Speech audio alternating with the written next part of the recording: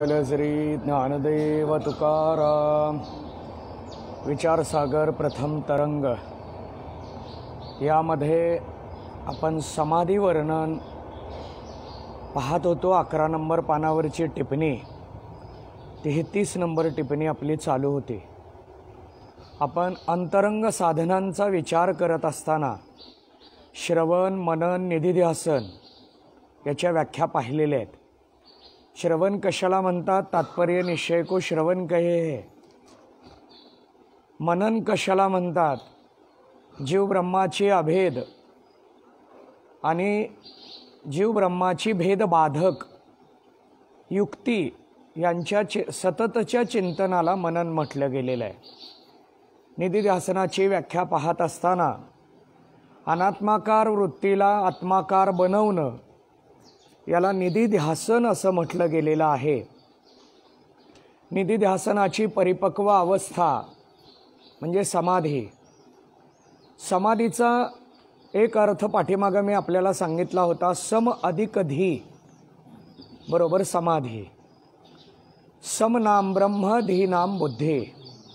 बुद्धी ब्रह्मरूप होणं यालाही समाधी म्हटलं जातं। ही समाधीच आहे। समाधीचा विचार करत असताना समाधीचे प्रकार सांगितले। सविकल्प समाधी आणि निर्विकल्प समाधी। त्रिपुटीचे भान, त्रिपुटीच्या भावासहित जी समाधी त्याला सविकल्प म्हणायचं आणि त्रिपुटी रहित याला निर्विकल्प म्हणायचं। आता काही जण म्हणतील पहिल्यांदा त्रिपुटी सांगा। यामध्ये त्रिपुटी शब्दाचा अर्थ 3 फूट 3 आकाराचं एकत्रीकरण याला त्रिपुटी म्हणतात। यामध्ये इंद्रियाचा विषय आणि इंद्रियाची देवता, इंद्रियाची देवता, इंद्रियाचा विषय या तिन्हीला मिळून एक त्रिपुटी म्हटलं गेलं। शरीरामध्ये अशा 14 त्रिपुटी आहेत, कारण इंद्रिय 14 आहेत म्हणून 14 इंद्रियाचे 14 विषय आहेत आणि 14 इंद्रियाच्या 14 देवता आहेत। याच्याशिवाय साधनेच्या दृष्टीनं अनेक त्रिपुटी आहे। ज्ञानाची त्रिपुटी आहे, ध्यानाची त्रिपुटी आहे, अशा वेगवेगळ्या त्रिपुटी आपल्याला पाहायला मिळतात। पण त्रिपुटीचं भान असताना जी समाधी आहे त्याला सविकल्प समाधी असं म्हटलं आणि त्रिपुटी भान रहित जी समाधी आहे त्याला निर्विकल्प समाधी म्हटलं। निर्विकल्पामध्ये 2 प्रकार सांगितले, बाह्य निर्विकल्प आणि अंतर्निर्विकल्प। बाह्य निर्विकल्पामध्ये बाह्य मूर्तीचं आलंबन स्वीकारणं। आलंबन आत आहे। आलंबन म्हणजे ध्यानासाठी आपण मनाने एखादी मूर्ती उभी करतो याला आलंबन म्हणतात। मग काही जण मंदिरातली मूर्ती मनामध्ये आलंबनाला स्वीकारतात, काही जण विषयाला आलंबनाला स्वीकारतात, काही जण संसाराला आलंबन म्हणून स्वीकारतात। आलंबनाला काय घेतलं जातं हे त्याच्या संस्कारावर आणि विचारावर अवलंबून आहे। यामध्ये बाह्य मूर्तीचं जर आलंबन स्वीकारलं तर ती बाह्य निर्विकल्प समाधी आणि महावाक्याने जर समाधी प्राप्त झाली तर त्याला निर्विकल्प समाधी असं म्हणायचं। 3 अंतर्निर्विकल्प समाधी भी साक्षात्कार रूप और असाक्षात्कार रूप भेदते द्विविध है। आता बाह्य निर्विकल्प अंतर्निर्विकल्प 2 प्रकार झाले, पण या 2 प्रकारामध्ये अंतर्निर्विकल्पात 2 प्रकार आहेत। एक साक्षात्कार रूप आणि दुसरे असाक्षात्कार रूप। यामध्ये 3 गुरुमुखद्वारा अर्थसहित महावाक्य के श्रवण, गुरुमुखातून महावाक्याचं श्रवण केलं। आता हा विचार आपण विचार चंद्रोदयाच्या पहिल्याच कलेत पाहिला आहे। काय केले आपण? विचार चंद्रोदयाची पहिली कला आणि त्यामध्ये आपण विचार केलेला आहे। की गुरुमुखातून श्रवण करावं लागतं. आता काही काही जण म्हणतात हे सगळं आमच्या स्वतःच आहे. प्रयत्न कुणी केला? मी केला. प्रयत्नामुळे यश मला आलं. या सगळ्या यशाचा शिल्पकार कोण आहे? मी आहे. हे सगळंच्या सगळं जीवनातलं यश कुणामुळं मिळालं? तर माझ्यामुळे मिळालं, असं प्रत्येकाचं अनेकांचं मत असतं. परंतु प्रयत्न करत असताना योग्य दिशा देणं, प्रयत्न सगळेच करतात, पण त्या प्रयत्नाला योग्य दिशा मिळाली तर तो यशापर्यंत जातो. जर योग्य दिशा नाही मिळाली तर तो यशापर्यंत जात नाही. त्याचा प्रयत्न चालू असतो, प्रयत्न पूर्ण होतो, परंतु त्याला फल योग्य मिळत नाही. याला कारण योग्य दिशा, याला कारण योग्य मार्गदर्शन, याला कारण योग्य ज्ञान, याला कारण योग्य संस्कार. या सगळ्या गोष्टी योग्य पद्धतीनं जर जीवनात घडल्या तरच. एखादा पखवाज वादक आहे, तो म्हणायला लागला मी 4-4 तास बसलो आणि म्हणून माझी तयारी झाली. पण 4 तास बसून काय करायचंय हे ज्ञान जर त्याच्या गुरुने त्याला नाही दिलं तर हा उगी ऐकून 4 तास काय 8 तास जरी बसला तरी हा योग्य विचाराकडं, योग्य कलेकडं जाणार नाही. म्हणजेच योग्य कलेकडं, योग्य दिशेकडं जाण्यासाठी त्याला ज्ञानाची गरज आहे. आणि हे योग्य ज्ञान ज्यांच्याकडून मिळतं त्यांच्या मुखातून हे ऐकावं लागतं. नाहीतर विचारसागर ग्रंथ आपल्याला दुकानामध्ये मिळतो. विचारसागर ग्रंथ, विचार चंद्रोदय ग्रंथ आम्ही ऑनलाईन मागवू शकतो.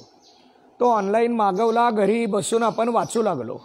वाचणारे आपणच आहे, अभ्यास करणारे आपणच आहे, पाठांतर करणारे आपणच आहे, ग्रंथ घेऊन येणारे आपणच आहे. तरी गुरुमुखातून का ऐकायचं आहे? योग्य ज्ञान आपल्याला घरी बसून कळत नाही. जर असं असतं तर शाळा जन्मली नसती. पुस्तकं बाजारात मिळतात, वह्या बाजारात मिळतात.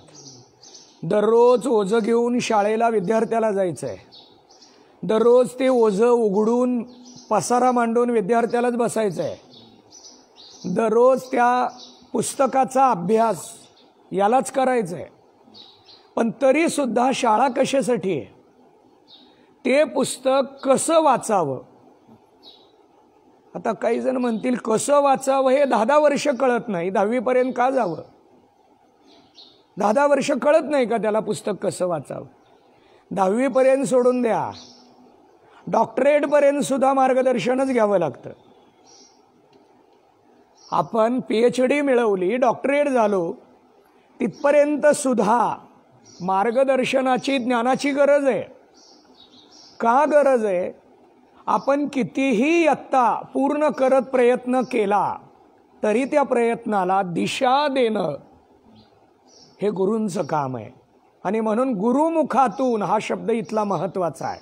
बघा आकडा 1, गुरुमुखद्वारा अर्थसहित. गुरुमुखातूनच का ऐकायचं आहे? अर्थसहित. आता त्या अर्थासहित फक्त महावाक्य नाही, महावाक्याचा अर्थ सुद्धा ऐकायचं आहे. महावाक्य के श्रवण, मनन, आदी रूप. आदी म्हणजे इत्यादी. आता महावाक्याचं काय काय करायचं आहे? श्रवण करायचं आहे, मनन करायचं आहे, अजून निधिध्यासन करायचं आहे, आणखी तत्वम पदार्थ शोधन करायचं आहे. या 4ही अंतरंगामध्ये जायचं आहे. आणि असा 4ही अंतरंग साधनांचा विचारपूर्वक. आता इथं विचार शब्द आहे. विचार म्हणजे विवेक. विवेक सब साधन को मूल. आता तो सगळा दोहा पाठ पाहिजे, पण आपल्या सगळ्याला एवढंच पाठ झालंय, विवेक सब साधन को मूल. हां, अविनाशी आत्म अचल जगत आते प्रतिकूल, ऐसा जो ज्ञान विवेक सो सब साधन को मूल. हा झाला दोहा. आता हा जसा दोहा आहे तसा वैराग्याचा दोहा आहे, तसा समाधी षट वगैरे हे सगळं पाठ झालं पाहिजे आपल्याला. विचारपूर्वक म्हणजे विवेकाने, अद्वैत ब्रह्म के चिंतन करिके, अद्वैत ब्रह्माचं चिंतन करून ब्रह्म आत्मा के. आता इथं ब्रह्म आत्मा के एकता, ब्रह्मन आत्मा दोघं एकच आहेत की, अजून एकता कशासाठी? ब्रह्म आणि आत्मा एक आहेत का वेगळे आहेत? वेगळे नाहीत. आत्म्याचं ब्रह्म विशेषण आहे. आत्म्याचं ब्रह्म काय आहे? ब्रह्माचं आत्मा विशेषण आहे का आत्म्याचं ब्रह्म विशेषण आहे? बघा पुन्हा प्रश्न विचारतो. दोन पद आहेत इथं आत्ता, ब्रह्म आणि आत्मा. ब्रह्माचं आत्मा हे विशेषण आहे का आत्म्याचं ब्रह्म हे विशेषण आहे? आत्म्याचं ब्रह्म हे विशेषण आहे, ब्रह्माचा आत्मा नाही. कारण ब्रह्म शब्दाचा अर्थ आहे जे व्यापक आहे. कोण व्यापक आहे? आत्मा व्यापक आहे. आत्मा व्यापक आहे. मग इथं ब्रह्म आत्मा के एकता असं का म्हटलं? तर इथं आत्मा शब्दाचा अर्थ जीवात्मा असा घ्यायचा. जीवात्मा म्हणजे जीव. आणखीन जीवात्मा कुठून आणला काही जण म्हणतील. जीवात्मा म्हणजे जीव आणि ब्रह्म यांच्या ऐक्याचं अप्रोक्ष भान सहित अप्रोक्षाची प्रतीती असताना होवे सो साक्षात्कार रूप अंतर्निर्विकल्प समाधी है. याला अंतर्निर्विकल्प समाधी म्हणा. आता अंतर्निर्विकल्पात साक्षात्कार रूप आणि असाक्षात्कार रूप. साक्षात्काराला अप्रोक्ष ब्रह्मज्ञान याची प्रतीती सांगितली आहे. काय सांगितली आहे? प्रतीती. अप्रोक्षाचं भान आहे. आता यात थोडी तात्विक शंका मांडतो. ब्रह्मज्ञानाची प्रतीती असते का? असावी का? मी ज्ञानी आहे ही वृत्तीच बाधक आहे. एवढं वाक्य सगळ्या कीर्तनकार प्रवचनकारांनी ठळक. काय करायचंय? डोक्यामध्ये घट्ट करायचंय. आपल्या डोक्यात आपल्या विचारात घट्ट करायचंय. काय घट्ट करायचंय? मी ज्ञानी ही वृत्ती बाधक आहे. मी ज्ञानी म्हणू शकत नाही. मी ज्ञानी म्हणायला लागला की अज्ञानीच आहे. मी ज्ञानी म्हणायला लागला की हा कोण आहे? अज्ञानीच आहे. आणि त्यामुळं कोण चर्चा करायला लागलं तर जो चर्चेत जास्त सहभागी होतो तो जास्त अज्ञानी. तो काय आहे? जास्त अज्ञानी आहे. कारण त्याला काय वाटतं? मला कळतं म्हणून मी चर्चा करतोय, म्हणून मी सहभागी होतो. चर्चेत सहभागी होणं विचारल्यानंतर सुद्धा सांगायचं आहे का? इथं शास्त्र आहे. श्लोकासहित सांगतो. परिप्रश्नेन सेवया तद्विधी प्रणिपातेन परिप्रश्नेन सेवया उपदेक्षन्ति ते ज्ञानम ज्ञानिना तत्वदर्शिना.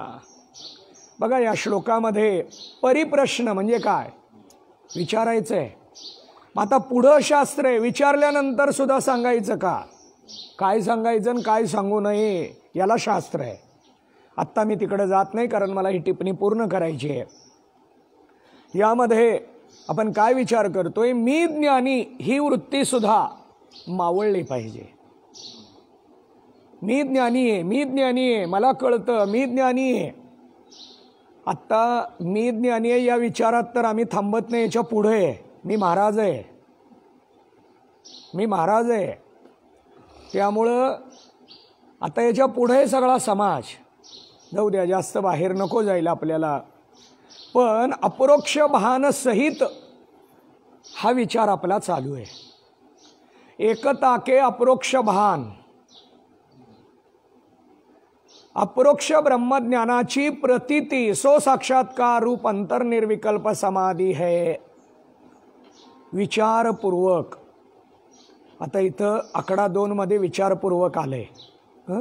आकडा 1 मध्ये सुद्धा विचारपूर्वक आहे का? विचारपूर्वकच्या अगोदरचं इथं घ्यायचं आहे. काय? श्रवण मनन आदि रूप विचारपूर्वक अद्वैत ब्रह्म के चिंतन करिके भी एकताके परोक्ष भान सहित जो साक्षात्कार होवे सो असाक्षात्कार रूप अंतर्निर्विकल्प समाधी है. आता इथं सुद्धा चिंतन आहे, इथं सुद्धा विचारपूर्वक आहे, पण तरी याला असाक्षात्कार म्हटलं आणि या अगोदर सांगितलेल्याला साक्षात्कार. असा फरक का केला? दोन्हीमध्ये फरक का केला? उत्तर एवढंच आहे, साक्षात्कार रूपमध्ये अप्रोक्ष भान सांगितलंय आणि असाक्षात्कारमध्ये परोक्ष भान सांगितलंय. काय सांगितलंय? परोक्ष भान. आता परोक्ष कशाला म्हणतात? पुन्हा विचार चंद्रोदय. आता आपण काय करतो, काही काही जण पाठाला बसताना, अभ्यासाला बसताना विचारसागर पण घेतात, विचार चंद्रोदय पण घेतात. मग काय करायचं? विचारसागर विचारला की विचारसागर उघडायचा, विचार चंद्रोदय सांगितलं की विचार चंद्रोदय उघडायचा. हे डोक्यात पाहिजे आपल्या. आपण 5-5 वर्षाखाली कोण काय म्हणलेलं डोक्यात ठेवतो, पण विचार चंद्रोदयातलं डोक्यात ठेवत नाही आपण. विचार चंद्रोदयामध्ये काय आहे? परोक्ष ब्रह्मज्ञान सो क्या है. परोक्ष ब्रह्मज्ञानाला काय म्हणतात? सच्चिदानंद रूप ब्रह्म है ऐसा जो जानना सो परोक्ष ब्रह्मज्ञान है. आता सच्चिद आनंद रूप ब्रह्म आहे या ज्ञानावर आरूढ झाला. काही जण म्हणतील आम्ही तर कीर्तनात प्रमाण म्हणतोय, आयुष्याच्या साधने सच्चिदानंद पदवी घेणे प्रमाण म्हणतोय आम्ही. मग प्रमाण म्हणत असेल तर सच्चिदानंद रूप ब्रह्म है, सच्चिदानंद रूप ब्रह्म आहे हे आम्हाला फक्त शब्दात कळले. सच्चिदानंद रूप ब्रह्म आहे याच्या लक्षार्थाला कुठं पोचलोय आम्ही? तसा निश्चय आहे का? ब्रह्म सच्चिद आनंद रूप आहे आणि त्याला सोडून सगळं असत आहे, याच्या निश्चयाला पोचलो का आपण? पोचलो नाही. म्हणजे आपण आणखीन परोक्ष ब्रह्मज्ञानाला सुद्धा पोचलो नाही. आपण परोक्ष ब्रह्मज्ञानात शब्दार्थापर्यंत आहे, शब्द कळलाय. परोक्ष ब्रह्मज्ञानावर 1 तास प्रवचन देता येईल इतका शब्दार्थ लक्षात आलेला आहे. वेगवेगळ्या प्रक्रिया, वेगवेगळी प्रमाणं देऊन आम्ही ते वर्णन करायला लागलोय. इतक्या शब्दार्थाला आलोय आम्ही, शब्दार्थाला पोहोचलोय इथपर्यंत बरोबर आहे. पण शब्दार्थाला पोहोचत असताना त्याच्या लक्षार्थापर्यंत जर पोहोचलं तर मग त्याला परोक्ष ब्रह्मज्ञान म्हणायचं. परोक्ष ब्रह्मज्ञान सुद्धा खूप लांब आहे. मग आता सच्चिदानंद रूप ब्रह्म आहे याच्या निश्चयाला कधी पोहोचू? इथं आकडा नंबर 1ला गुरुमुखद्वारा अर्थसहित महावाक्य के श्रवण मनन निधिध्यासन रूप विचारपूर्वक आम्ही जर तिथं पोहोचलो तर काय आहे? परोक्ष ब्रह्मज्ञान. काही जण म्हणतील काय तुम्ही 2-2 सांगायला लागलात? विचारपूर्वक अप्रोक्ष आहे का विचारपूर्वक परोक्ष आहे? अप्रोक्ष आहे, बरोबर आहे. पण अप्रोक्ष मीच सच्चिदानंद इथं आहे आणि सच्चिदानंद रूप ब्रह्म आहे इथं परोक्ष आहे. सच्चिदानंद रूप परोक्ष आहे याच्या निश्चयाला सुद्धा विवेकाची गरज आहे. विवेक हा परोक्ष ब्रह्मज्ञाना अगोदर आहे का नंतर आहे? कोण सांगेल? परोक्ष ब्रह्मज्ञानाच्या अगोदर विवेक वैराग्य आहे का नंतर आहे? अगोदर आहे. कारण हे ज्ञान प्राप्त होण्यासाठी लागणारं श्रवण कुणी करावं म्हटलं तर ज्याला विवेक आणि वैराग्य आहे त्यांनी करायचं आहे. आता काही जण म्हणतील श्रवणाला विवेक वैराग्याची गरज काय? श्रवण करायला कान लागतात का विवेक लागतो? श्रवण करायला ऐकणं कान लागतात का विवेक लागतो? विवेक लागतो. कान लागतात, ठीक आहे, दोन्ही लागतं. विवेक लागतं का वैराग्य लागतं? मग आता वैराग्य जर श्रवणाला लागत असेल तर ज्ञानाला काय आहे?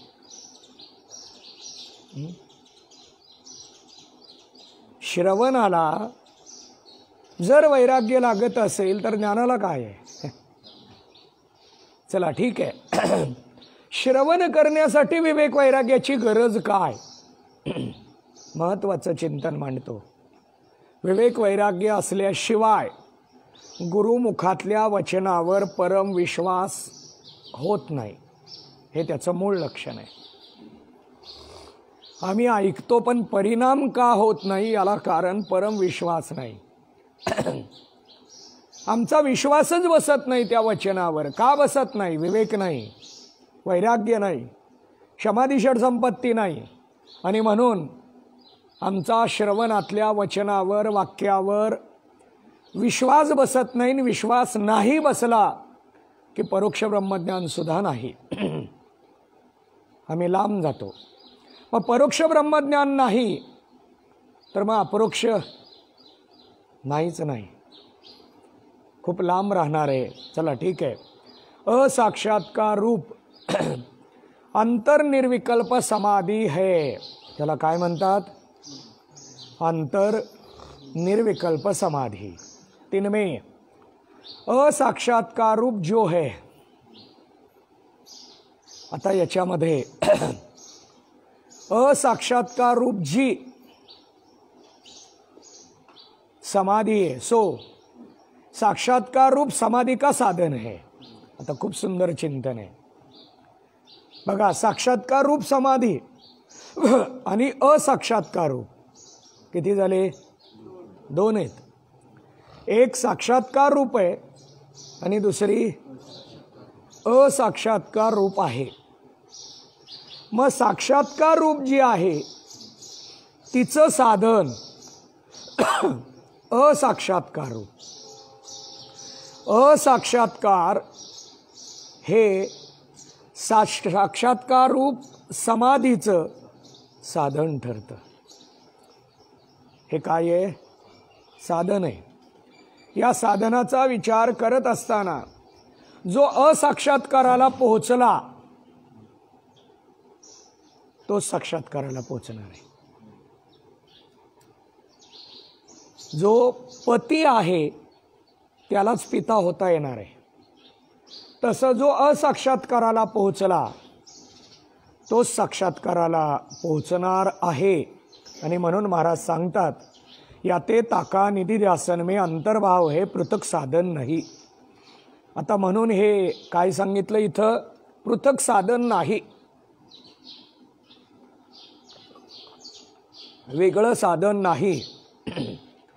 साक्षात्कार रूप जो समाधि है, आता साक्षात्कार रूप जी समाधि है सो एक क्षण विषय उदय होवे है. आता एका क्षणामध्ये ती उदयाला येते.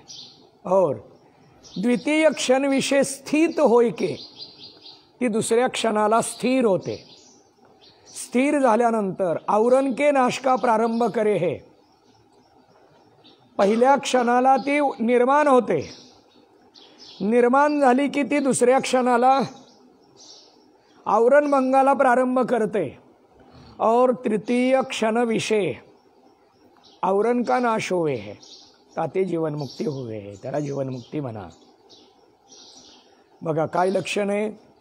पहिल्या क्षणाला ही वृत्ती उदय होते, दुसऱ्या क्षणाला ती स्थिर होते आणि तिसऱ्या क्षणाला आवरणाचा भंग करते. आता यात एक महत्त्वाचं लक्षण समजून घ्या. ज्ञानरूप वृत्तीचं एकच प्रयोजन आहे, आवरण भंग किंवा आवरण नाश असं म्हणा. वृत्ती अनेक आहेत, तसं वृत्ती एकच आहे. वृत्तीचे विषय अनेक आहेत. यामध्ये वृत्ती जर ज्ञानरूप असेल तर ती काय करते? आवरणाचा भंग करते, नाश करते. पण त्याचा क्रम सांगितला. काय आहे क्रम? वृत्तीचा उदय, त्या वृत्तीचा उदय, त्या वृत्तीची स्थिरता आणि त्या वृत्तीने आवरणाचा नाश, हा क्रम सांगितला. पण हा क्रम 3 क्षणात सांगितला असला तरी हे सगळं एका क्षणात घडू शकतं, घडतं. पटवून देतो. लाईटचं बटन ऑन केलं, प्रकाशाचा उदय झाला, प्रकाश स्थिर झाला आणि त्याने अंधाराचा नाश केला. 3 यातले मुद्दे आहेत. पण हे किती वेळात घडलं? एका क्षणात घडलं. पण या एका क्षणाचे 3 टप्पे 3 क्षणात मांडले. इथं काय केलंय? 3 क्षणात मांडलेत. वृत्तीचा उदय होणं, वृत्तीची स्थिरता आणि आवरणाचा भंग, हे 3 नाहीत, एका क्षणात घडतं हे.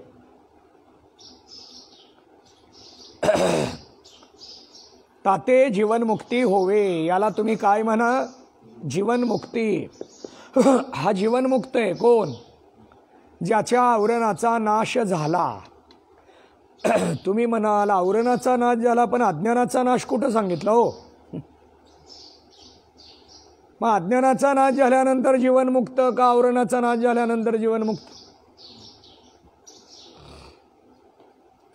आवरणाच्या नाशाने जीवनमुक्ती का अज्ञानाच्या नाशाने जीवनमुक्ती? याचा जर विचार केला तर आवरण आणि अज्ञान वेगळं नाही. आवरणाचंच, अज्ञानाचंच एक अंग आवरण आहे. आवरण काय आहे? त्याचं लक्षण आहे अज्ञानाचं. अज्ञानाची व्याख्या मागं बघितली आपण. काय आहे? पुन्हा चंद्रोदय. चला उघडा. पण आता चंद्रोदयात किती वेळा कलेत हे माहीत असेल तरच जाणार ना आपण. विचार चंद्रोदय ग्रंथ आहे समोर. जसं कॉम्प्युटर आहे, कुठंतरी ठेवलाय व्हिडिओ, फोल्डरच माहीत नाही. शोधून शोधून अर्धा तास गेला, शोधायच लागलोय. आता त्या कॉम्प्युटरनं सर्चचं एक ऑप्शन दिलंय.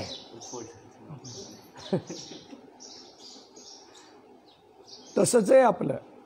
चला ठीक आहे.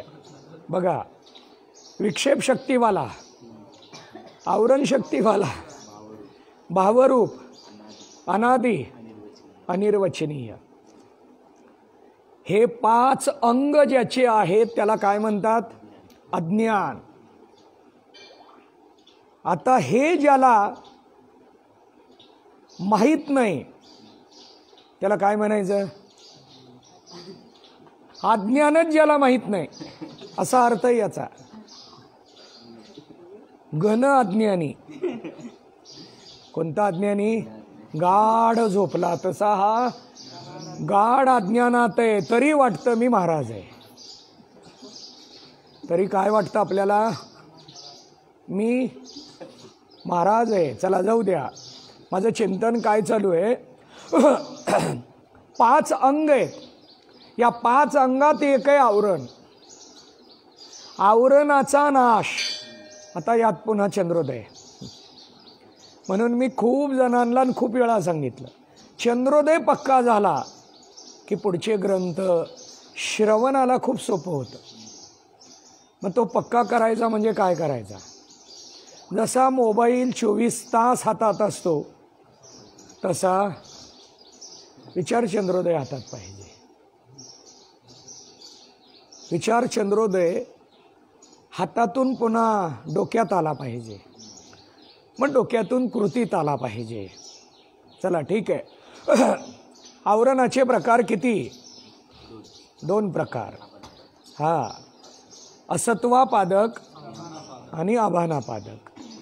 यामध्ये आता इथं आवरणाचा नाश सांगितला, तो कोणत्या आवरणाचा?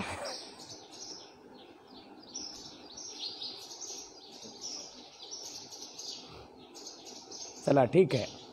आता इथं काय, ह्याचं फल काय आहे? साक्षात्कार. मग साक्षात्कार असत्वापादक आवरणाच्या निवृत्तीनंतर का आभानापादक? आभानापादक. आवरणाच्या असत्वापादक कशाने जातं? परोक्ष ब्रह्मज्ञानाने. इथं परोक्षाला असाक्षात्कार रूप म्हटलंय. काय म्हटलंय? असाक्षात्कार रूप. कुणाला? परोक्ष ब्रह्मज्ञान. आणि अपरोक्षाला इथं साक्षात्कार रूप म्हटलंय. मग कोणता आवरणाचा नाश आहे? आभाना पादक आवरणाचा भंग कोण करतं? प्रथम यह क्षणस्थायी हुआ भी, आवरण का भंग करे हे. आता इथं तो क्षण जो आहे त्या क्षणाची स्थिरता आवरण भंगाला कारण आहे. याते विद्वान विषय ऋतम भरा बुद्धि आदिक सिद्धि के उद्भव की शंका नहीं है. आता ऋतम भरा अधिक सिद्धी म्हणजे विशिष्ट अवस्थेला पोहोचणं, अशी जी स्थिती आहे, ही जी सिद्धी आहे, हे जे साध्य आहे, ज्यांनी प्राप्त केलं असे विद्वान. असे कोण आहेत? विद्वान आहेत. त्यांच्या ठिकाणी ही शंका येत नाही. कोणती शंका? क्षणस्थायी हुआ भी आवरण का भंग करे है. घटके साक्षात्कार होए तत्काल घटका आवरण भंग हुए है. आता वर सांगितलेलं काही जणाला पटत नाही, असं चिंतन या ठिकाणी सुरू झालेलं आहे. मला वाटतं हे आपण आज घेण्यापेक्षा उद्या घेतलेलं बरं राहील, कारण चिंतन अवघड आहे. का सांगतो? आता काय मांडायला लागले? घटाच्या आवरणाचा नाश. आता आपण वर जे बघितलंय ते आत्मा किंवा ब्रह्म याच्या आवरणाचा नाश. आवरण म्हटलं की आपल्या डोक्यात आत्तापर्यंत एकच आहे, आत्म्याला झाकतं ते आवरण. पण शास्त्रामध्ये असं वर्णन आहे, प्रत्येक पदार्थाला आवृत्त आहे, आवरण आहे. विचारसागर आणला, कळालाच नाही का आवरण आहे. ग्रंथाला आवरण नाही, आपल्या बुद्धीत आवरण आहे. ग्रंथाला आवरण नाही. सूर्य दिशेच ना, सूर्य का दिशेना? सूर्य प्रकाशमान आहे. आपल्यात आणि सूर्यात अडथळा आहे. आपल्यात आणि सूर्यात अडथळा आहे. आवरण सूर्याच्या ठिकाणी नाही, आपल्या ठिकाणी. मग ते आवरण सूर्यानं घालवायचं नाही, आवरण कोणी घालवायचं? आपण घालवायचं. मग ते कसं जातं? मग पदार्थाच्या ठिकाणी पण आवरण आहे का, याचा विचार आत्ता इथे थोडं जड होणार आहे. आणि म्हणून आपण हे उद्याच्या पाठाला बघू. पुंडलिक वरदारी विठ्ठल, श्री ज्ञानदेव तुकाराम.